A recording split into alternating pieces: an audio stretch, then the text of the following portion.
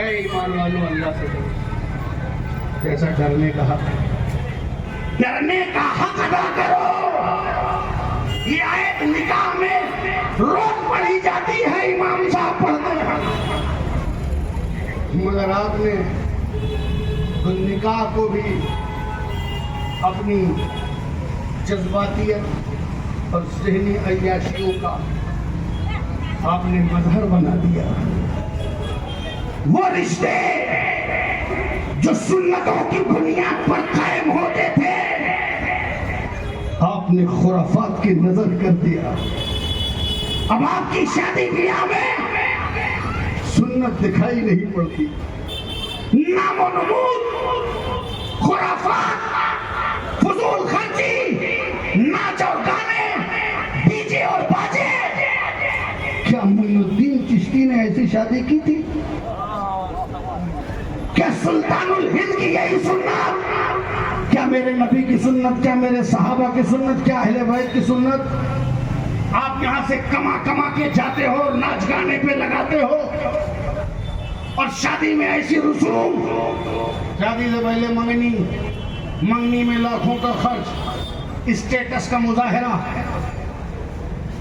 पहले ही अभी शादी हुई नहीं है, दूल्हा के हाथ में 1.5 लाख, 2 लाख, 3 लाख, 50-100 आदमी को खाना खिला के, और जब महर का टाइम आता है जिसकी वजह से बीवी जिसको दे करके हक हलाल अदा होती है, सुन्नत पे रख लो 11,000, खुद देना है तो 11,000 रख लो।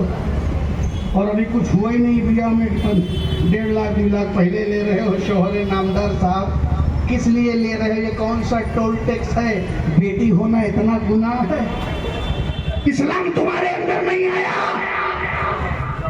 तकवा तहारत का मिजाज नहीं पैदा हुआ, इस्लाम की चाशनी तुम्हारे अंदर उतरी नहीं। वही अबला नारी, वही हिंदुस्तान का पुराना कल्चर जिसमें नारी अबला हो, ये इस्लाम ने औरतों को हुकूक दिए हैं। तुम्हारे अंदर दम है तब तो शादी करो, है ना? लड़की से मांग मांग के ब्याह करोगे?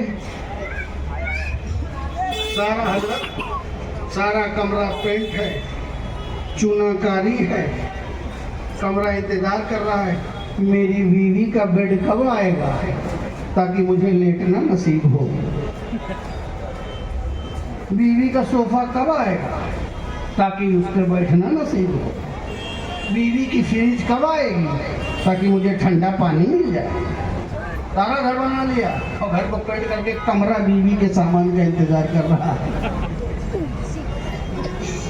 अच्छा, बीवी फ्रिज लावे तो पानी पियो, बीवी बेड बिछावे तो लेटो, बीवी सोफा दे तो लेटो, बीवी खर्चा दे, बीवी सब कुछ दे। ये सिर्फ 7,786 में सब बीवी दे। निकाह में इमाम साहब ने तलकीन किया, इतने महर मैं नानो नफ्का के खर्चा पानी एक्सपेंडिचर सब कुछ तुम्हारी तरफ से रहेगा। कहीं मुझे कबूल है, खर्चा पानी मुझे कबूल है, महर मुझे कबूल है, नानो नफ्का रोटी कपड़ा मकान मुझे कबूल है। उसने कहा मुझे कबूल है, और इंतजार कर रहे कब आएगा। अबे तो जब इतना तेरे अंदर दम नहीं था कि तू बेड पे लेटा सकता, कपड़ा पहना सकता, सोफा दे सकता, ठंडा पानी पिला सकता, तो कौन सी जबरदस्ती थी? कहा ही तो गया है अगर कैपेबल हो तो निकाह में जल्दी करो, आसानी करो, अगर उसके भी नहीं है तो रोजा रखो। तुझे रोजा रखना चाहिए था और तू भीख मांगने लगा। जब तुझे रोजा रखना चाहिए था कि अगर तेरे पास खिलाने पिलाने का कुछ आइटम नहीं है, इंतजाम नहीं है, बिछाने का बिस्तर नहीं है, तो रोजा रखो ताकि हैवानियत पे काबू रहे। मगर नहीं, ये बाराती शक्ति प्रदर्शन करते हुए ले जाना। 500 बाराती, भैया लड़की वालों ने क्या बिगाड़ा है? ये शक्ति प्रदर्शन करते हुए 500, 400, और बोलेंगे क्या? बोलेंगे ये कि ऐसा मुझे कुछ चाहिए नहीं, तो जोड़ा कपड़े पे विदा कर दो, बस मेरे बारातियों की खातिर अच्छी कर देना।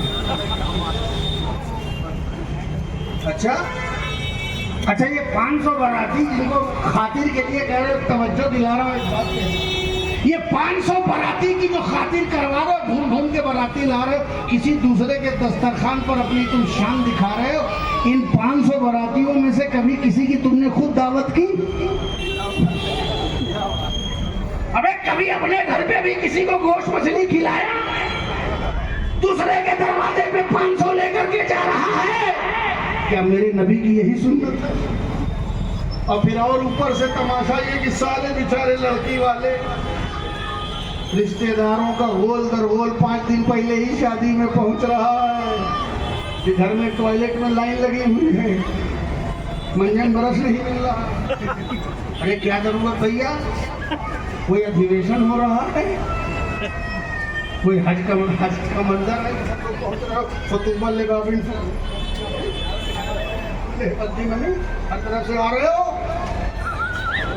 उसके बाद फिर भी जा रहे, फिर लड़के वाले क्या करें, फिर लड़के वाले फिर सारी आबादी को भी खाना खिलाओ, गांव के लोगों को खाना खिलावे, रिश्तेदारों को खिलावे, उससे थोड़ा स्पेशल 500 बारातियों को खिलाए। अल्लाह अकबर। खिलाना लड़के वालों को चाहिए था, बेचारे लड़की वाले खिला खिला के अधमरे हो गए। अपनी शादी ब्याह के खर्चे पर कंट्रोल करो, सादगी इख्तियार करो, और वो पैसा जो अपनी शान दिखाने के लिए शादी ब्याह में खर्च करते हो, उसे अपनी नस्लों की तालीम और तरबियत पर खर्चा करो। कॉलेज और स्कूल खोलो, तालीम को फरोग दो, टेक्नोलॉजी को हाथ में लो, साइंस और इंजीनियर और टेक्निकल कॉलेज खोलो और अपनी उम्मत को खड़ा करो। शादी ब्याह का पैसा जाया हो जाएगा, हराम भी रहेगा। अगर पैसे को अपनी नस्लों की तालीम पे खर्चा करोगे तो ये उम्मत मांगने के बजाय बांटने वाली बन जाएगी, देने वाली बन जाएगी। अल-यदुल उलिया खैरुम मिन यदिस सुफला। अल्लाह के रसूल ने फरमाया, ऊपर का हाथ नीचे के हाथ से बेहतर है, बांटने वाला हाथ मांगने वाले हाथ से बेहतर है। मुसलमानों, मांगना छोड़ो, देने की आदत पैदा करो, और देने की आदत के लिए जरूरी है कि तालीम और सेहत और बिजनेस में ईमानदारी से लग जाओ। अपनी मिल्लत को भी, अपने मुल्क को भी, अपने वतन को भी अपनी मेहनतों से उजाला दे दो, रोशनी दे दो, ताकि दुनिया मुसलमानों के लिए बद्दुआ नहीं, दुआ करे कि मुसलमान वो है जिससे सारा ज़माना फैज़ पाता है। अल्लाह से डरो, जैसा डरने का हक है, और डरने का हक मतलब ये है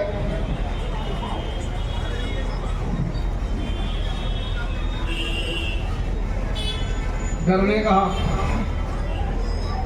डरने में ये न डरना। बहुत से लोग डर के गुनाह छोड़ते हैं, अगर उनका डर अलग है, उनका डर अलग है, वो अपने बच्चों को भी वो समझाते हैं, देखो बेटा ऐसा मत करो, या गुनाह से बचते हैं, ऐसा न करो वरना मोहल्ले वाले क्या कहेंगे, ऐसा न करो वरना दोस्त दुश्मन क्या कहेंगे। उस्ताद ने कहा बेटा ऐसा न करो, कमेटी क्या कहेगी, इमाम साहब ऐसा न करो, मुतवल्ली क्या कहेगा, अरे मुतवल्ली ऐसा न करो, मुक्तदी क्या कहेंगे, पीर साहब अरे बेटा ऐसा ना करो, मुरीद क्या कहेंगे, शागिर्द क्या कहेंगे, उस्ताद क्या कहेंगे, रिश्तेदार क्या कहेंगे, दोस्त दुश्मन क्या कहेंगे। अगर इस डर से गुनाहों से बचोगे कि मोहल्ले वाले क्या कहेंगे, इलाके वाले क्या कहेंगे, तो जब इलाका नहीं होगा तो गुनाह कर लोगे। इसलिए गुनाहों से बचोगे कि मुरीद क्या कहेगा, तो फिर मुरीद जहाँ नहीं होंगे वहाँ कर लोगे। जब इसलिए गुनाहों से बचोगे कि मुक्तदी कहाँ होंगे, तो जहाँ मुक्तदी नहीं होंगे तो वहाँ गुनाह कर लोगे। इसलिए अगर गुनाहों से बचोगे कि इमाम साहब क्या कहेंगे, तो इमाम जहाँ नहीं होगा वहाँ गुनाह कर लोगे। इसलिए डर का हक ये अदा नहीं है, हक अदा ये है कि अल्लाह को जवाब दे समझो कि वो अलीम व खबीर है, समीओ बसीर है। वो हर तुम्हारे दिलों की धड़कनों को, राजों को, एहसासात को, मिजाज को, सिफात को, पर्दे के पीछे की हरकतों को, बाहर को, बंद कमरे के बाहर को, इलाके के, जंगल के, खेत के, सारी हरकतों सकनात को जानता है। अल्लाह से डरो, गुनाहों से बचो, तो ये समझ के बचो कि जवाब दे अल्लाह को है, अल्लाह देख रहा है। अल्लाह क्या कहेगा, खुदा क्या कहेगा, ये देख करके